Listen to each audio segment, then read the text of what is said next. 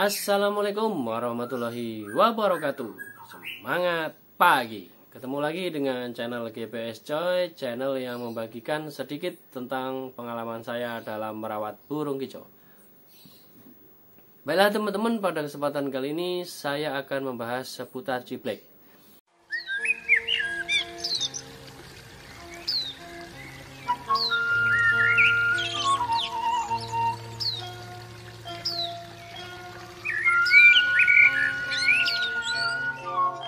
Yaitu saya akan membahas seputar ciblek ya, seperti yang ditanyakan di kolom komentar oleh Ciblek Mania. Jadi begini pertanyaan teman-teman, ciblek sudah makan poracikan, tapi kok masih males bunyi ya? Nah gitu ya, itu pertanyaannya. Jadi begini teman-teman ya, ketika pemakaian dalam waktu 1 bulan atau sampai habis dalam waktu, ada yang 1 bulan, ada yang 2 bulan, itu habis daripada makan racikannya. Tapi kok belum rajin bunyi ya, bunyinya pagi doang atau siang doang atau sore doang gitu. Nah ini teman-teman, untuk di pemakaian pertama, yaitu teman-teman intinya harus tahu batasan OB-nya gitu ya. Jadi kalau sudah tahu batasan OB-nya, untuk rawatan lanjutannya akan mudah gitu. Kan kalau lagi pertama itu kan dikasih jangkriknya 5 pagi 5 sore ya kan. Nah, di situ teman-teman dilihat, diperhatikan selama seminggu itu dia itu iseng ke bulu apa tidak. Nah, kalau misalnya dia iseng ke bulu berarti langsung diturunkan ke 3 gitu ya. Terus dijaga mandinya. Biasanya ciblek itu kalau airnya bersih dia langsung mandi. Misalnya pagi nih, habis kita ganti air dia langsung mandi. Sore kalau kita ganti dia langsung mandi juga. Jadi sehari itu 2 kali biasanya itu. Jadi setelah tahu batasan OB-nya, apa yang harus dilakukan yaitu bisa dinaikkan EF-nya.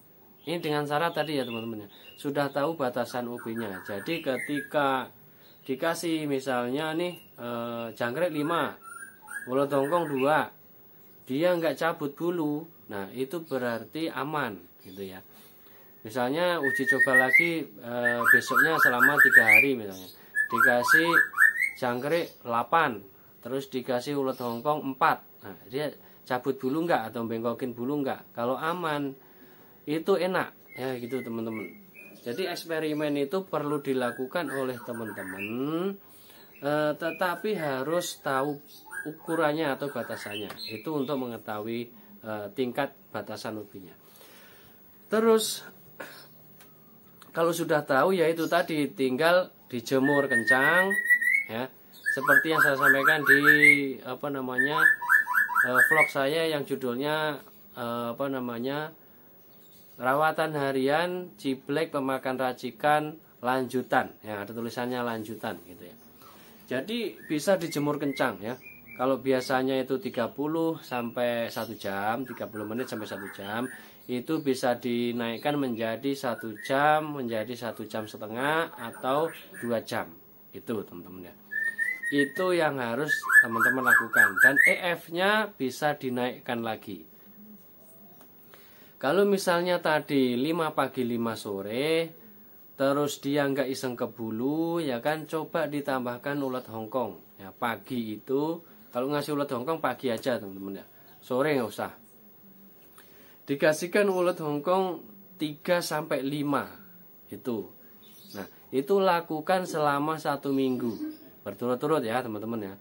Misalnya hari ini kasih 8 jangkrik pagi sore, terus paginya ditambahin ulat hongkong 5 gitu ya misalnya ini, atau 3 gitu. Kalau yang tadi dikasih 5 itu nggak masalah ya, nggak masalah, nggak cabut bulu, nggak apa itu, ya udah nggak apa-apa dikasih 5 gitu ya. Terus lakukan selama 1 minggu. Nah lihat hasilnya di minggu berikutnya gitu ya. Kalau sudah 1 minggu ulat hongkongnya di stop teman-teman ya. ulat hongkongnya di stop. Nah, di situ nanti akan kelihatan sudah mulai rajin bunyi apa enggak. Pada waktu terapi tadi ya, 8 jangkrik 8 pagi, 8 sore ditambah ulat hongkong di pagi hari 5 ekor, itu ditambah penjemurannya ya. Penjemurannya itu 1 jam, maksimal itu 2 jam gitu ya. 1 jam atau 1 jam setengah juga sudah cukup. Kalau sinar pagi ya 2 jam nggak masalah, misalnya dari jam 8 sampai jam 10 misalnya gitu, nggak masalah. Terus airnya bagaimana? Nah, untuk awal ya, kalau jemur itu baiknya itu airnya dicabut, teman-teman ya. Tapi kalau udah mangap-mangap, udah gitu, segera angkat ya. Kalau itu bertahap ya, teman-teman. Kalau dicopot air minumnya bertahap, mulai dari 30 menit dulu ya kan, kuat nggak gitu kan? Kalau 1 jam kuat nggak? Jadi bertahap. Naiknya itu setengah jam gitu. Kalau kuat sampai 2 jam nggak minum gitu ya, nah itu jadi terapinya itu bertahap, teman-teman. Untuk penjemurannya ini bertahap gitu. Kenapa dicabut? Supaya dia itu nggak serak gitu ya. Kalau dijemur sambil minum itu biasanya serak. Ini pengalaman saya. Sekarang kalau saya jemur murai batu atau apapun yang ada di rumah itu selalu saya cabut. Ya, airnya saya cabut, terus hanya ada pur di situ ya. Ketika jemur dia makan pur nggak masalah gitu. Terus suaranya itu akan lebih kencang ya. Itu terbukti di murai batu saya itu. Kalau untuk ciblek ya seperti itu, lakukan juga sama ya. Sebenarnya untuk perawatan harian itu nggak jauh beda. Untuk burung kicauan itu nggak jauh beda gitu ya, teman-teman. Yang penting teman-teman itu sudah tahu batasannya gitu. Itu teman-teman ya, biar gacor seperti itu.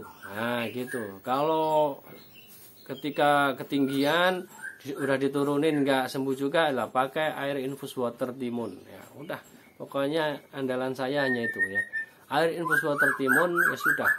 Kalau murai batu kan dikasih ulet bambu, tapi kalau ciblek kan ya kasih ulet bambu ya mulutnya nggak muat, teman-teman gitu teman-teman ya. Cukup dengan air infus water timun kalau terlalu OB itu, teman-teman. Semoga ini bisa membantu pada teman-teman terutama yang pemula ya, dan ini semoga ada manfaatnya. Kalau ada manfaatnya bisa dibagikan ke teman-teman yang mengalami hal yang serupa. Demikian akhirnya, wassalamualaikum warahmatullahi wabarakatuh. Semangat pagi.